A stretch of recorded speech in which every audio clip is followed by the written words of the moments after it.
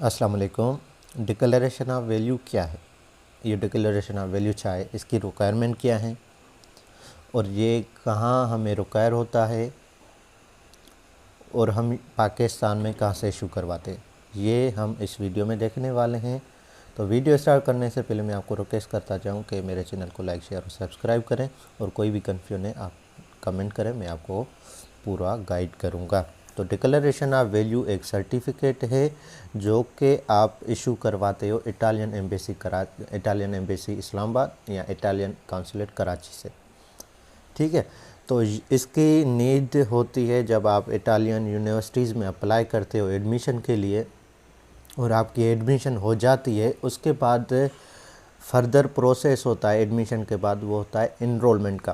तो इनरोलमेंट के लिए ये डिक्लेरेशन ऑफ वैल्यू सर्टिफिकेट है जिसे शॉर्ट में DOV कहते हैं। DOV सर्टिफिकेट रिक्वायर होता है इनरोलमेंट के लिए, एडमिशन के बाद का प्रोसेस है। ठीक है, उसके बाद आपका इनरोलमेंट के लिए ये रिक्वायर होता है, इनरोलमेंट के लिए रिक्वायर होता है। और इसके बाद जो आप अप्लाई करते हो इटालियन वीज़ा के लिए, वहाँ भी आपको ये रिक्वायर होता है। इसके बाद जो रिक्वायर होता है डिक्लेरेशन ऑफ वैल्यू सर्टिफिकेट कहाँ पर रिक्वायर होता है, जब आप वीज़ा के लिए अप्लाई करते हो, वीज़ा एप्लीकेशन के लिए ये रिक्वायर होता है। अब पाकिस्तान में हम ये कहाँ से इशू करवाते हैं और इसका प्रोसेस क्या है, मैं फ़र्दर इसको डिस्कस करने जा रहा हूँ, तो पूरा वीडियो देखिए। ठीक है दोस्तों, ये रिक्वायरमेंट्स हैं जो मैंने इटालियन काउंसलेट कराची की वेबसाइट से उठाई है। तो यहाँ पर आपने क्या करना है, जो रिक्वायरमेंट है यहाँ पर सेकेंडरी स्कूल सर्टिफिकेट होना चाहिए, हायर सेकेंडरी स्कूल सर्टिफिकेट होना चाहिए, बैचलर डिग्री होनी चाहिए। अगर आपने इंटर ओ ए लेवल्स किया है तो आपने इक्विवेलेंट सर्टिफिकेट IBC से लेंगे। IELTS सर्टिफिकेट होना चाहिए आपको, डोमिसाइल सर्टिफिकेट होना चाहिए, पासपोर्ट कॉपी होनी चाहिए और रिसेंट फ़ोटोग्राफ्स होने चाहिए। Declaration of value certificate issue करवाने के लिए आपको ये सारे डॉक्यूमेंट्स रिक्वायर होते हैं। तो यहाँ पर देखें लिखा हुआ है secondary school certificate, it means ये मैट्रिक का पक्का सर्टिफिकेट है। और ट्रांसक्रिप्ट मीन्स मार्कशीट। ये आपने ओरिजिनल सर्टिफिकेट जो हैं जिस बोर्ड से आपने मैट्रिक किया है, सपोज़ आपने कराची बोर्ड से किया है, लाड़काना बोर्ड से किया है, हैदराबाद सखर मीरपुर खास या किसी भी बोर्ड से आपने ये अपना मैट्रिक कंप्लीट किया है, वहाँ से आप ये 2 सर्टिफिकेट वेरीफाई करवाओगे सील्ड एनवलप में। उसके बाद वो आप लेकर जाओगे IBCC। तो हायर सेकेंडरी सर्टिफिकेट मतलब इंटरमीडिएट का पक्का सर्टिफिकेट और ट्रांसक्रिप्ट मतलब मार्कशीट, ये भी आपने ओरिजिनल, ये 2 जब भी आप वेरीफाई करवाओ तो ये 2 चीज़ें आप मतलब 4 सर्टिफिकेट, मैट्रिक का पक्का सर्टिफिकेट और उसकी मार्कशीट, इंटर का पक्का सर्टिफिकेट और इंटर की मार्कशीट, ये आपने लेके जानी है रेस्पेक्टिव बोर्ड से। जब जिस बोर्ड से आपने इंटर और मैट्रिक किया है तो आप उनके यहाँ जाएंगे और उन्हें कहेंगे कि मुझे सील्ड इनवलप में वेरीफाई करके दें और मुझे ये फ़र्दर IBCC से वेरीफाई करवाने। फिर आप वो सील्ड इनवलप लेके जाओगे IBCC, तो IBCC आप वेरीफाई करवाएंगे।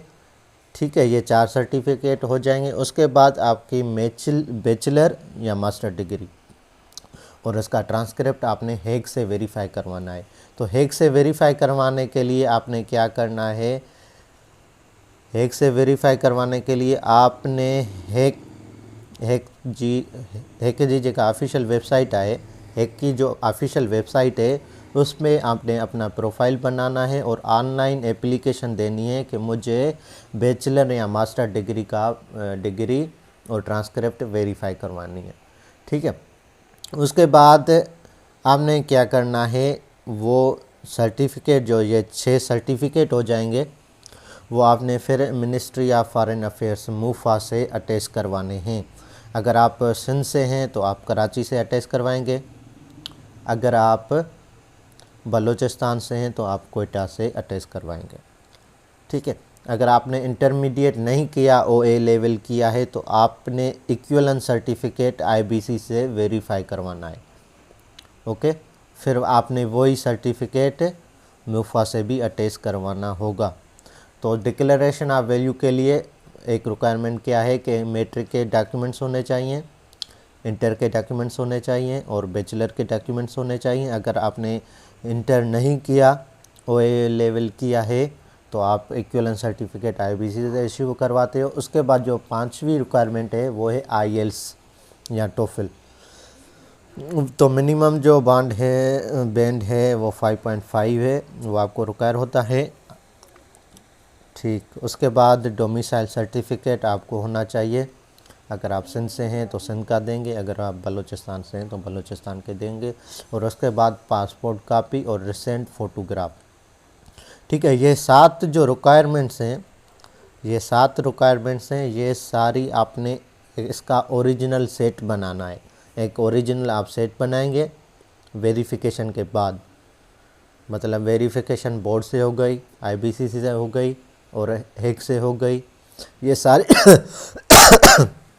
सारी वेरिफिकेशन हो गई, आपका ये सेट ओरिजिनल सेट बन गया, तो आपका ये एक ओरिजिनल सेट हो गया। ठीक है, उसके बाद आपने क्या करना है, 2 अलग सेट करने हैं जो फ़ोटो कापीज़ हो गए। ओरिजिनल जो सेट है उसके 2 फ़ोटो कापीज़ आपने करवानी है, 2 सेट जो है फ़ोटो कापीज़ करवानी है। वो आप लेके जाएंगे तो टोटल 3 सेट होंगे, एक ओरिजिनल 2 फ़ोटो कापीज़। वो आप ले जाएंगे जेरीज़ वालों की ऑफ़िस लेके जाएंगे कराची में।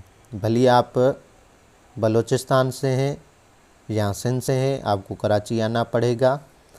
ठीक है, तो कराची इनकी एड्रेस है बहरिया कॉम्प्लेक्स 4 बिल्डिंग है, वहाँ पर इनका 4th फ्लोर पे जो है ऑफ़िस होती है जेरीज़ वालों की, जो गेजरी के इलाके में होती है।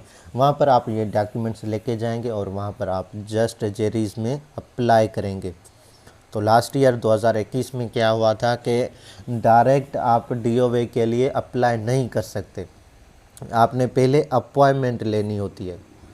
तो पहले आप कराची जाएंगे, आपने फिज़िकली, क्या होता है कि आपको अभी ज़माना जो है ना मॉडर्न ज़माना आ गया है, फिर भी हमें क्या करना होता था 2021 में फ़िज़िकली जेरीज़ वालों की ऑफ़िस जाना होता था कराची कि हमें DOV चाहिए, उसके लिए हम अपॉइंटमेंट लेते थे। फिर 15 दिन के बाद, 20 या 1 महीने के बाद, 1.5 महीने के बाद हमारा नंबर आता था कि आप DOV सबमिट करवाएं। ठीक है, तो ये प्रोसेस था DOV सबमिट का।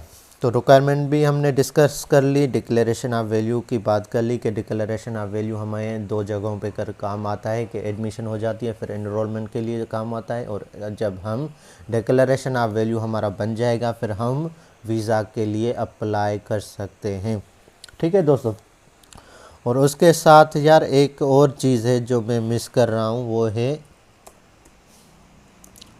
आपको form A and form C ही भी फिल करके जाना है।